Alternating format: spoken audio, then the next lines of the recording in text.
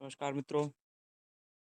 जातक कथाओं की सीरीज में आज की जो कहानी है उसका शीर्षक है मुश्किलों का हल। महात्मा बुद्ध जी के समय की बात है। अजात शत्रु नाम का एक राजा था। उनका राज्य बहुत अच्छा चल रहा था, किंतु कहते हैं ना कि समय हमेशा एक जैसा नहीं रहता। ऐसे ही अजात शत्रु के साथ हुआ। राज्य कई मुश्किलों से घिर गए और राजा कई मुश्किलों से घिर गए और उन मुश्किलों से बाहर नहीं निकल पा रहे थे। उन्होंने कई युक्तियां अपनाई, लेकिन असफल रहे। एक दिन उनकी मुलाकात एक तांत्रिक से हुई।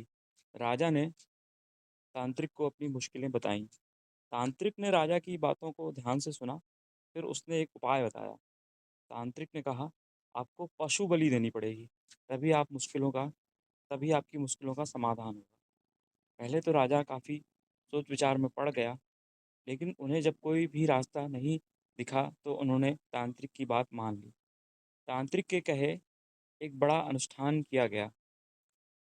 पशुओं को मैदान में बलि देने के लिए बांध दिया गया। संयोगवश उस समय महात्मा बुद्ध राजा के नगर में पहुंचे। वे उसी स्थान से गुजर रहे थे जहाँ पर राजा ने अनुष्ठान कराया था। महात्मा बुद्ध ने जब देखा कि निर्दोष पशुओं की बलि दी जाने वाली है, तो वे राजा के पास गए और बोले, राजन, आप इन निर्दोष पशुओं को क्यों मारने जा रहे हैं?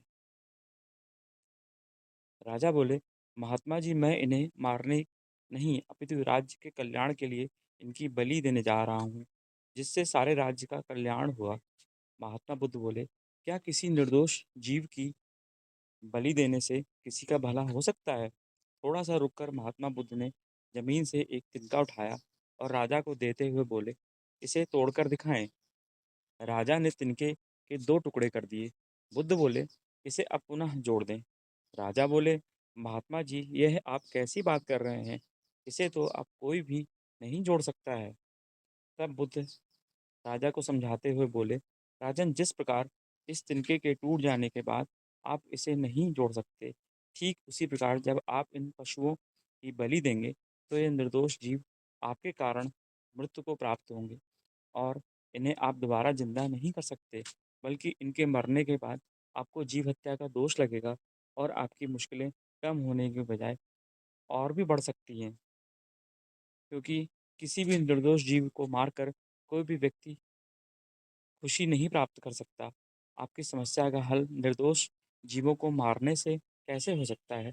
आप राजा हैं, आपको सोच विचार कर निर्णय लेना चाहिए। अगर आप सच में अपनी मुश्किलों का हल चाहते हैं, तो दिमाग से काम लीजिए। मुश्किलें तो आती जाती रहती हैं, यही ज़िंदगी का सच है। किसी निर्दोष जीव को मारने से समस्याएं नहीं समाप्त होंगी, बल्कि उसका हल आपको बुद्धि से ही निकालना होगा।